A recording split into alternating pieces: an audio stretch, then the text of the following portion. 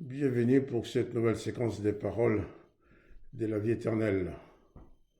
Ce soir, nous sommes le 31 décembre 2020. Bientôt, nous allons entrer dans l'année 2021. En 2021, les jours seront pareils. Il y aura des matins et des soirs, il y aura du soleil, du vent, de la pluie, comme en 2020, comme toujours. Mais le fait de dire qu'on est en 2021, c'est déjà une façon de marquer la présence de Jésus-Christ, l'existence de Jésus-Christ. Puisque c'est 2021, c'est 2021 après la naissance de Jésus-Christ. Donc Jésus-Christ a laissé sa marque dans le temps. Et même ceux qui ne croient pas en lui sont obligés de fonctionner avec.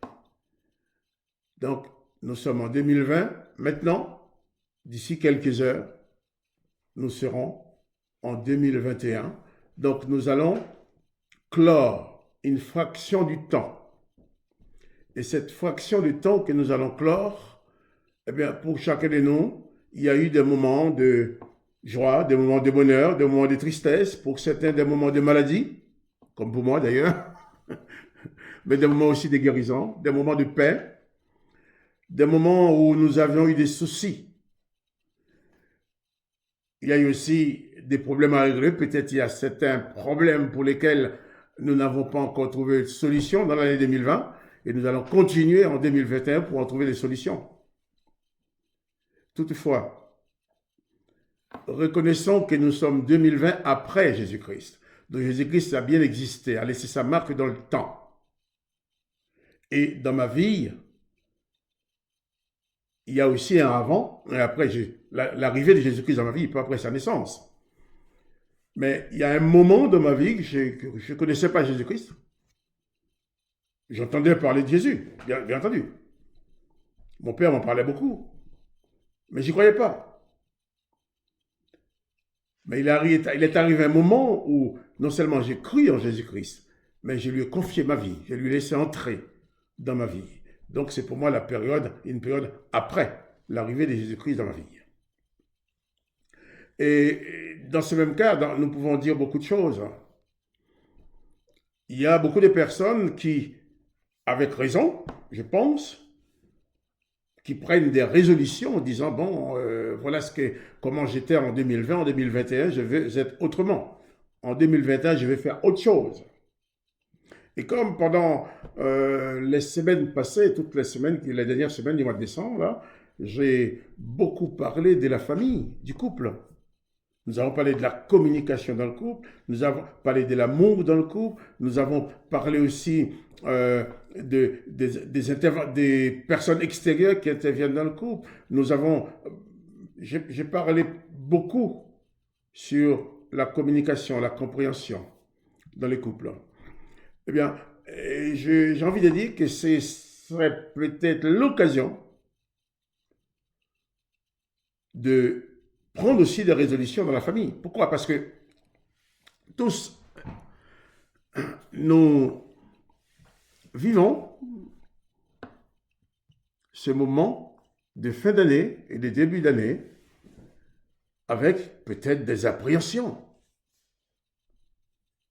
Mais toutefois, nous avons tous le droit de prendre des résolutions, de dire, bien, voilà ce que je dois changer dans ma vie. Peut-être il y a des choses que tu as remarquées que tu dois changer dans ton couple.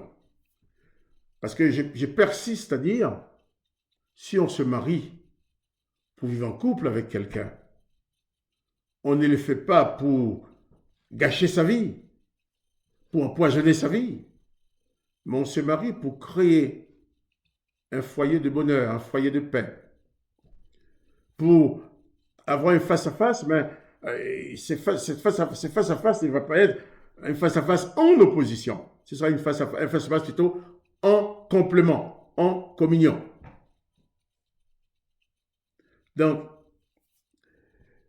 tu peux aujourd'hui prendre des résolutions de fonctionner autrement dans ton couple.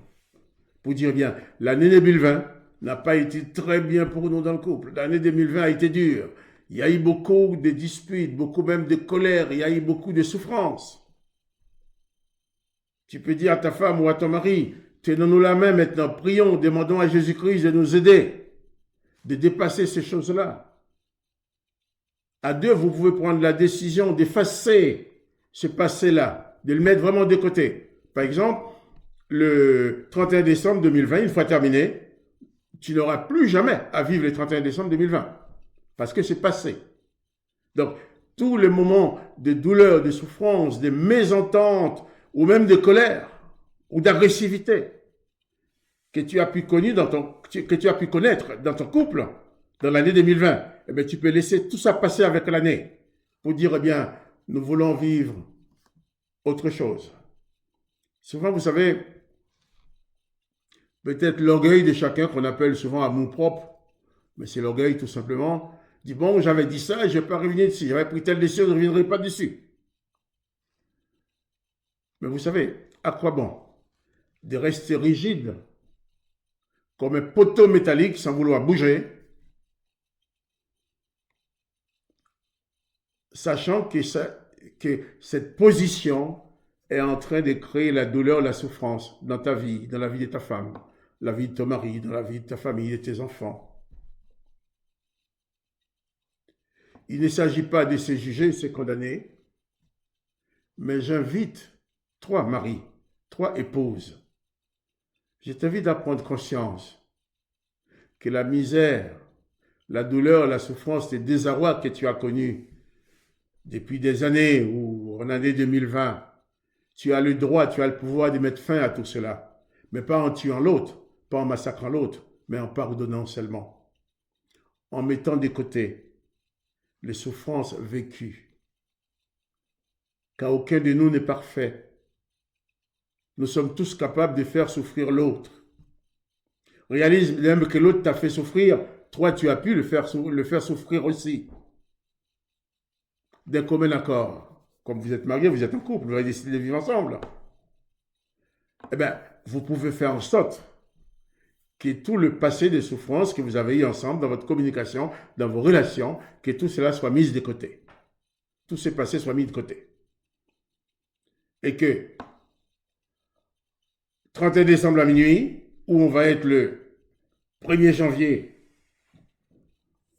2021, que vous puissiez recommencer une vie nouvelle. Une atmosphère nouvelle dans la famille. Parce qu'il y a comment être en famille, c'est quand je suis à l'extérieur, je suis bien. Quand je rentre chez moi, j'ai le cœur serré. Quand je rentre chez moi, c'est la douleur. Quand je rentre chez moi, il n'y a pas de paix. Et la paix dans ton foyer, ce n'est pas les autres qui vont venir le créer pour toi.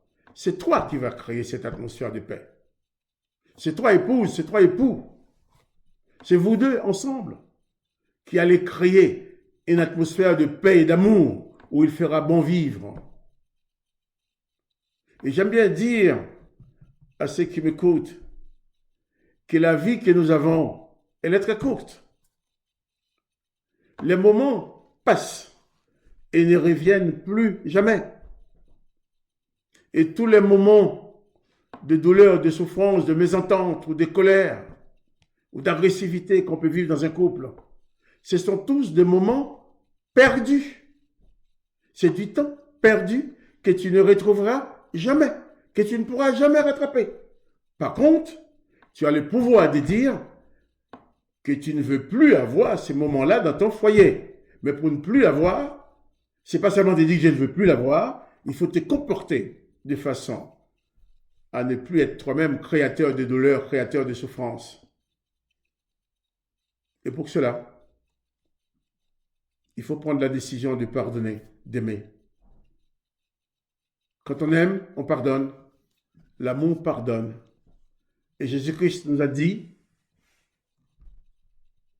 il dit à ceux qui l'écoutent, je vous donne un commandement nouveau. Aimez-vous les uns les autres comme je vous ai aimé. Aimez ta femme comme Jésus t'aime. Aimez ton mari comme Jésus t'aime. Prends Jésus comme étalon pour ton amour.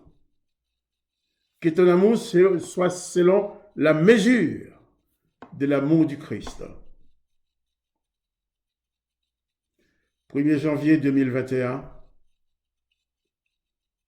tu peux utiliser ce jour pour transformer ton foyer. Tu peux utiliser ces moments, ces mois de janvier, pour changer l'atmosphère dans le foyer. Car moi, je persiste à dire, ce qui fait le bonheur de ma vie, bien sûr, en première place, c'est parce que Jésus-Christ est présent. Mais en seconde place, c'est que en mettant en pratique la parole de Jésus-Christ, il y a la paix dans ma famille. Je suis en paix avec ma femme. Ma femme est en paix avec moi. Nous ne sommes pas des ennemis. Nous n'avons pas les cœurs serrés quand l'un regarde l'autre. Quand je suis à l'extérieur, je rentre chez moi avec joie, avec bonheur. Parce que je sais que je vais retrouver ma femme, celle qui m'aime, celle que j'aime. Attention, je ne dis pas que nous sommes parfaits, mais nous avons compris qu'avec nos deux imperfections, nous pouvons créer la perfection. Et cette perfection que nous créons, eh bien, c'est dans notre capacité à nous aimer sans condition, à nous pardonner, à ne pas tirer revanche, à ne pas essayer de se venger de l'autre. Aucun de nous, ni ma femme, ni moi, aucun de nous ne va dire je vais faire telle chose pour faire souffrir l'autre, pour lui montrer telle ou telle chose, pour lui faire sentir. Non. Quoi que ce soit, je dois faire à l'égard de ma femme, je le ferai toujours pour son bien, par amour pour elle, dans le but de son bonheur. Et quoi que ce soit qu'elle fait aussi, elle le fait pareil pour moi. Et nous nous trouvons dans un climat de confiance. Je sais qu'en aucun cas, elle ne peut vouloir du mal pour moi. Il faut que tu réalises ça aussi. Je ne crois pas que tu t'es marié en disant je vais me marier avec cette femme pour pouvoir lui faire du mal, ou je vais me marier avec cet homme pour pouvoir bien lui faire souffrir. Non, c'est pas vrai. C'est pas possible. Tu t'es marié pour être heureux. Mais le bonheur ne vient pas tout seul, il faut le créer. Il faut que toi-même tu sois créateur de bonheur, créatrice de bonheur dans ton foyer. Et pour créer le bonheur, je vais prendre un exemple tout bête que tout le monde peut comprendre. Pour faire une bonne cuisine, il y a des ingrédients. On choisit ce qu'on va mettre pour avoir la bonne cuisine et le bon goût. Eh bien, le bonheur dans le foyer, c'est quelque chose que tu peux cuisiner. Ah non, pas avec des pommes de terre, de la viande et de la sauce. Mais tu vas cuisiner avec l'amour, la paix, la patience, la compréhension, la communication, la capacité d'entendre l'autre, d'essayer de comprendre, le désir de faire attention à l'autre, le désir de lui faire du bien. Et là, tu vas créer le bonheur.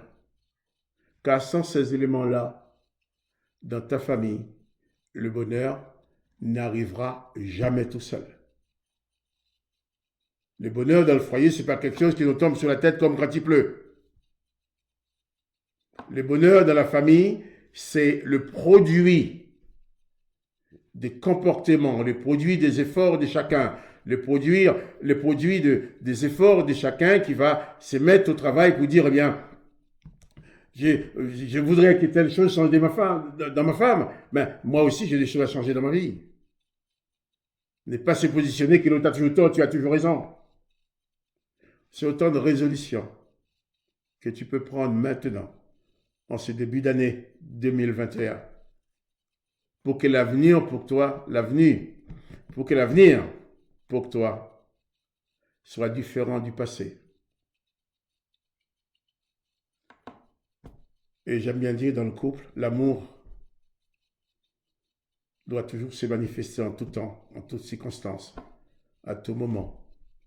Que tu puisses aimer ta femme, aimer ton mari, aujourd'hui, beaucoup plus qu'hier, et beaucoup moins que demain, puisque demain, mon amour va être encore plus fort. Demain, mon couple va être encore plus fort. Demain, ma confiance en ma femme, la confiance de ma femme en ma personne sera encore plus forte. Mais je veux dire par là, chacun doit faire des efforts dans le pardon, dans la communication, dans la tendresse qu'on apporte à l'autre.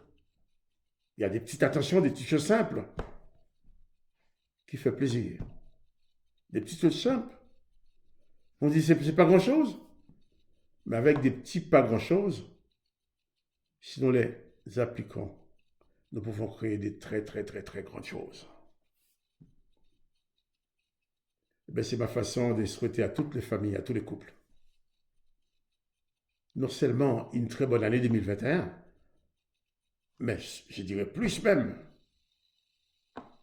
un avenir glorieux, un futur glorieux, un très beau futur. Et que les résolutions que tu vas prendre pour transformer ton couple, pour produire le bonheur dans ton couple en 2021, que tu puisses les conduire jusqu'à la fin de ta vie. Et que plus jamais la peine, le malheur, la souffrance, qui dépend de toi ou dépend de l'autre, ne t'inviennent plus dans ta vie. Sois heureux dans ton couple, soyez heureux tous les deux, mais sachant que le fait qu'il vous dise soyez heureux, c'est pas ce qui va vous rendre heureux. Ce qui va vous rendre heureux, c'est vous qui allez prendre votre responsabilité pour produire le bonheur. Les jours du mariage, c'était seulement une première pierre qui était posée. L'édifice n'était pas construit. C'est au fil des années qu'on construit l'édifice du mariage, qu'on construit la maison, qu'on construit. Jusqu'à ce que de loin, on dira, tiens, ce couple-là, il est bien. On le voit de loin. On les voit agir. On voit comment ils vivent. Alors, bonne année 2021 dans toutes les dimensions de vos vies. Bonne année dans le couple. Beaucoup de bonheur. Appuie-toi sur la grâce du Christ. Appuyez-vous sur la grâce du Christ en mettant les paroles de Jésus-Christ en pratique et en faisant toi-même tout ce que tu dois faire. Je me répète, le bonheur dans les couples ne vient pas tout seul. C'est monsieur et madame qui construisent leur bonheur. Ils vont vivre ce qu'ils ont construit. Seulement, il faut veiller à ce que les étrangers ne viennent pas jeter du sable dans ta cuisine. Il faut éviter tous ces gens qui vont venir à l'extérieur pour mettre le grain de sel n'importe comment dans ton couple. Le couple, c'est l'homme et la femme. Messieurs et madame, soyez heureux ensemble et au plaisir de vous retrouver.